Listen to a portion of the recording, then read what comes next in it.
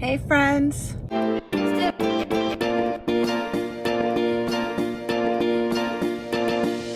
It's another update. I'm in the car again, in the same parking garage. I think maybe the same space, if not one over. But it is July 19th, 2024. It's a Friday. I am currently 4 weeks, 6 days. I'll be 5 weeks tomorrow. So basically I change weeks every Saturday, but Saturdays are like probably the most complicated day for me to record. So if I get to doing weekly updates, they'll likely happen on Friday, and I guess I'll just be wrapping up what happened the week prior. So first things first, because the last thing I left you guys on was I don't have any results yet, and so we still don't know what's going on. I had blood drawn on Monday at the hospital, and they told me you'll have results in 24 hours. I still don't have results. It's Friday. I am assuming it's because, as I mentioned in that last episode, I'm used to saying episode, but I guess, yeah, the last episode, my OB is on vacation, and so I assume that even though the lab probably has my results, they're not allowed to release them to me until the doctor has seen them and said, yes, go ahead and tell her. Regardless of the reasoning behind it, the point is that I took that blood out on Monday, and I still don't know what the result is. On Tuesday, which was when I did the last update, I came here and did a blood draw, and I got a phone call during my son's physical therapy that my number was at 556.8, and I immediately lost it crying, because I have never had an HCG beta test since my son go over like 37, and this was 556.8. So that is incredible, and the marker of a viable pregnancy. As a matter of fact, let me give you guys the exact, I can't because I'm recording on my phone. I can't give you the exact numbers off the top of my head. I'll put the screenshot here of what I looked up. For the amount of pregnant, the length of time I was pregnant at the time of that blood draw, 556 is actually a very high number. The sort of number that typically indicates multiples, which also would not be shocking because my last pregnancy was also multiples, and it's just that neither one developed properly. So time will tell what all is going on here, but that was a very, very, very good number. That was a very good result. And so they told me, come back on Thursday and we'll do it again to make sure that everything is progressing as it should. And I told them, actually, I already have a standing appointment with Quest, with the lab, on Thursday. So can I just go there? And they were like, yeah, sure, no problem. Go ahead and do that, because the insurance will cover it if I go to Quest. So I went yesterday, and you know how they told me on Monday, it'll take 24 hours. They're using Quest. It's at the hospital setting. And I figured it would take longer because they don't actually process it at the hospital. They have to give it to Quest. Quest processes it. It goes back to the hospital, etc. So I figure if it takes that long, third party, fourth party, whatever it is, then surely Quest will be at least, that fast, if not faster. I asked the lady that's drawing my blood yesterday, how long will it take to get these results? Expecting again to hear, 24 hours. She tells me 2 to 4 days. Now, mind you, I went to a location that is not my typical location.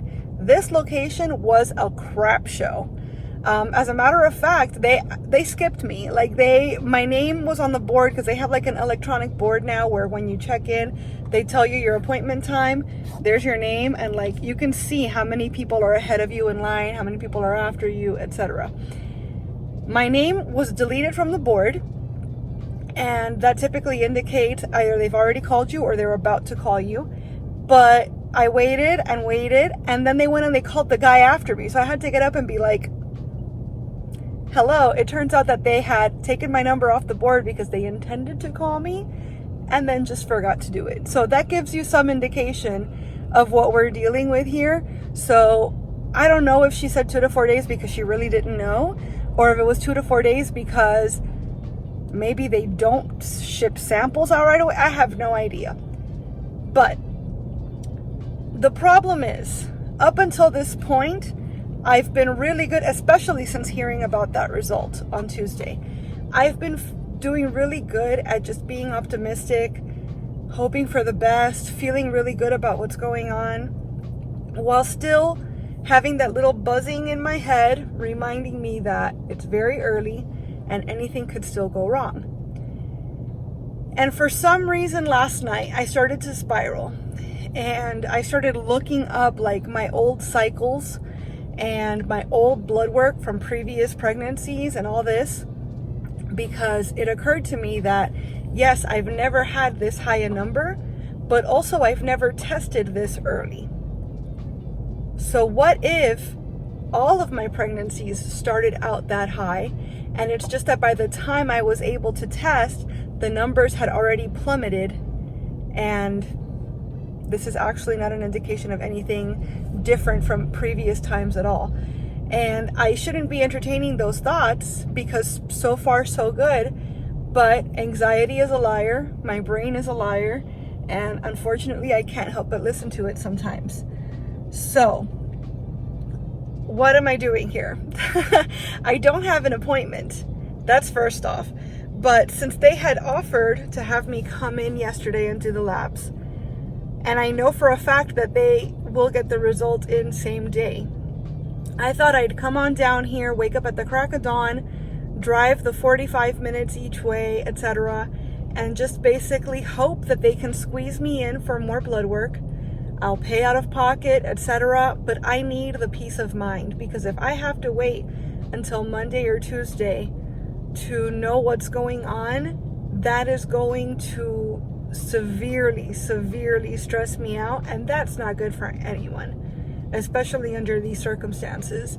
So I thought it in my best interest to come on this quest, and no pun intended, and hopefully they're able to help me out.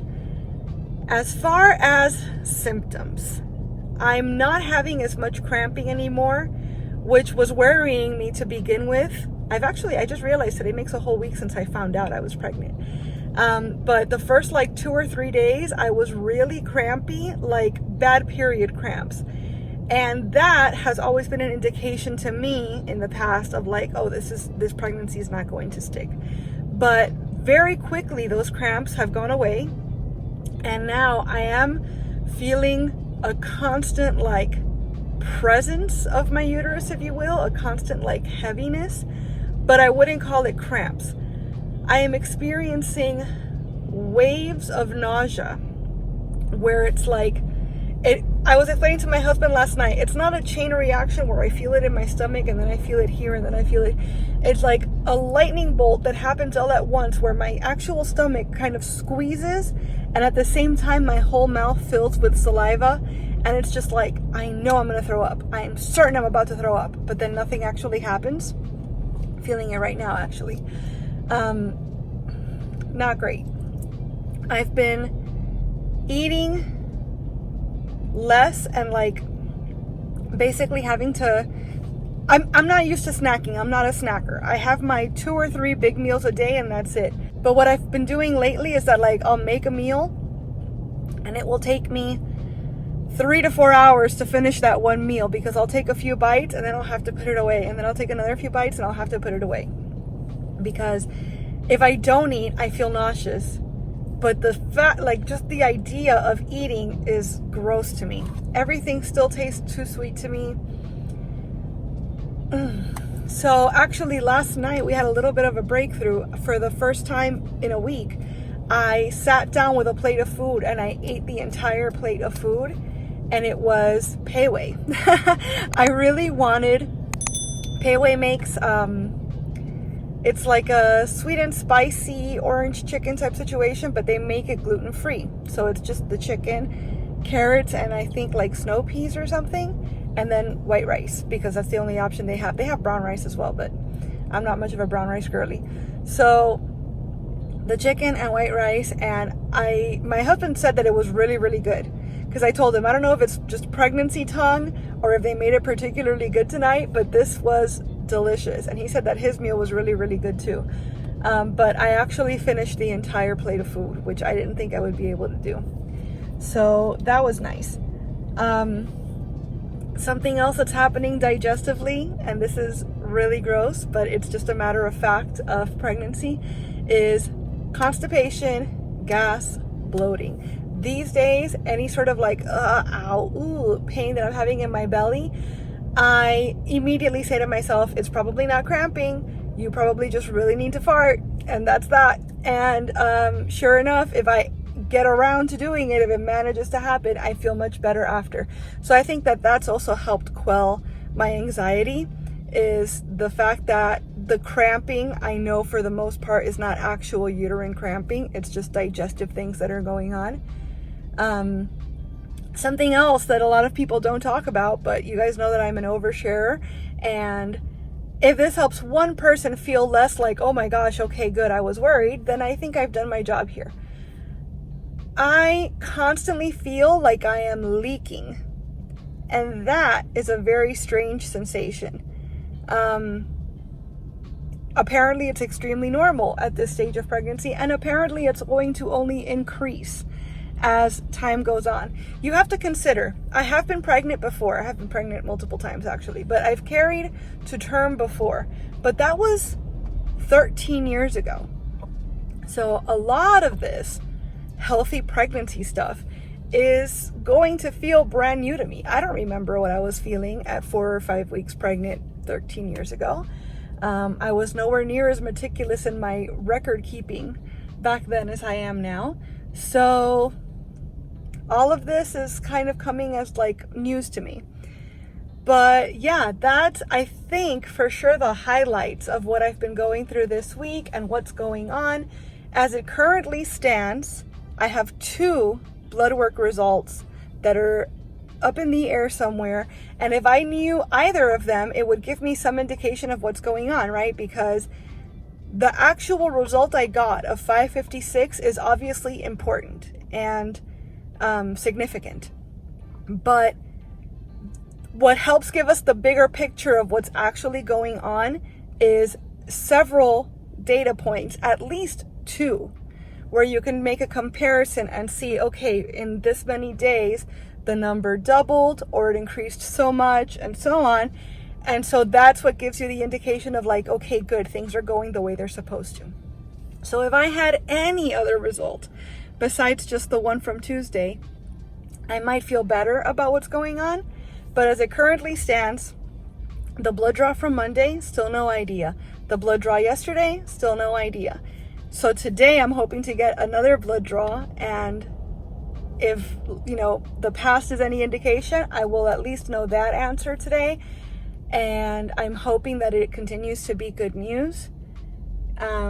So that's what's happening. That's what's going on. That's the update.